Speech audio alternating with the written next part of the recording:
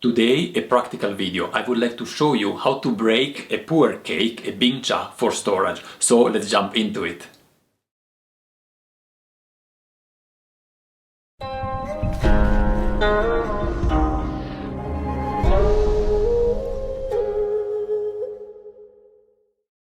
Hi guys, this is Gabriele from nannuoshan, where we share the pleasure of drinking and discovering genuine farm tea. If you're new here in our channel and you're also looking to expand your tea knowledge and brewing skills, then make sure to click on the subscribe button. Today I would like to speak about breaking a pu-erh cake. I've got here a brand new pu-erh cake from Bingdao in Linzang, and I thought it is a good opportunity to show you how I usually break the pu-erh cake for storage. There are different opinions actually about breaking a pu-erh cake or not, how to store it is a whole bingcha or not. My personal opinion about the topic, but really it's just a personal opinion, is that if the pu-erh cake is worthy, so if it is really a good pu-erh cake, then I personally prefer to break it at the beginning, to put it in a porcelain jar and to store it there. While usually for cheaper pu-erh, since I don't have so many jars at home, I just leave them in the original wrap. But I should actually do a video in the future where I explain you the two different point of view about the storage and also the pro and contra, or the different opinion about that. So for now, let's pretend you want to break a pu-erh cake, but you don't know exactly how to do that. So this is what I want to show you today. So I'm going to unwrap this. This is, by the way, a 200 gram bingcha, so it's a fairly small one. It's not the classical 350 gram or 400 sometimes.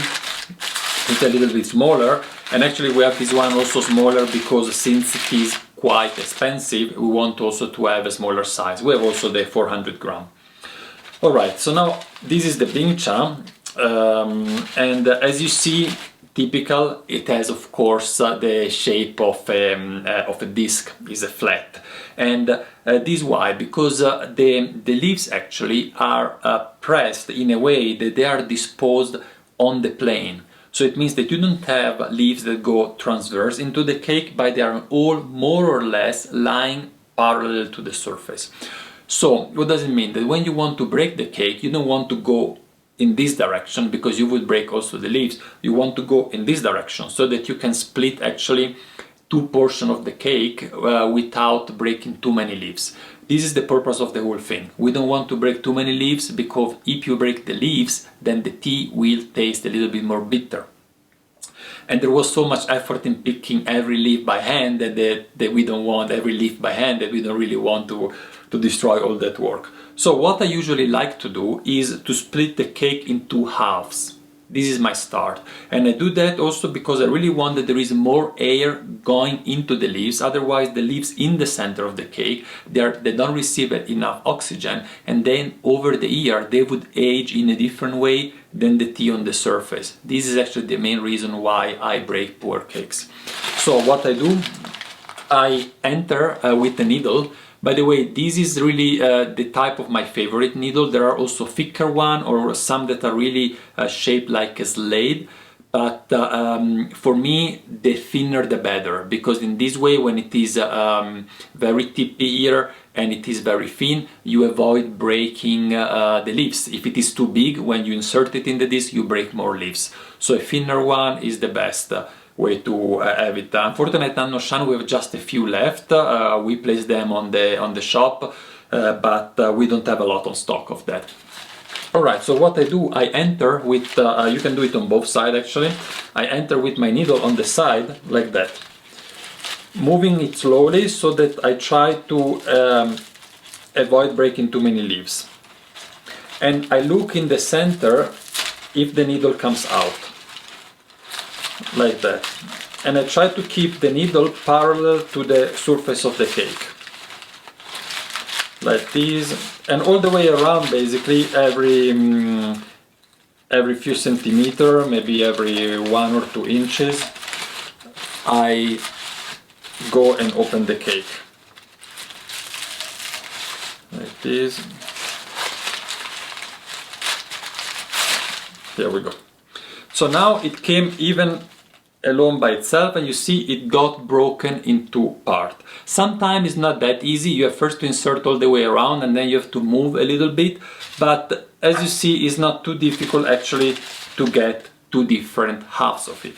And now at this point, what you want to do to continue breaking, you go in the same direction. If it is a thick disc like this one, you might want to go a little bit more all around like this. Otherwise, already at this point, you can take the half and just move it in your hands, as I will show you soon. So since this is relatively thick, I try even to do another layer, and you see that actually it comes off by itself because the leaves are really laid down parallel to the disc surface. You see? And this way we avoid breaking too many leaves.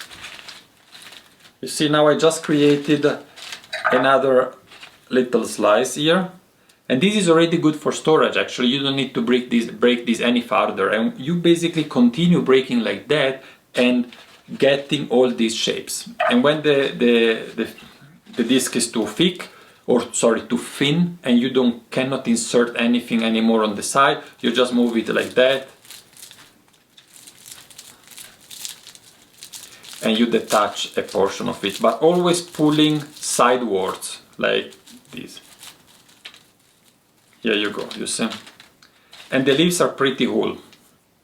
Alright, this is everything I wanted to show you today. I hope you enjoyed, and when you have broken it in all the pieces, you just put it in a jar. I usually prefer to use a porcelain jar, certainly something that is not transparent to light, but that from time to time you open so that there is a little bit of air circulation in it. Thank you very much for watching. Don't forget to subscribe our channel if you haven't done it yet, and go ahead, give us a like, thumbs up, because we needed that for our channel very much. Thank you very much, and I'll see you next time. Bye bye.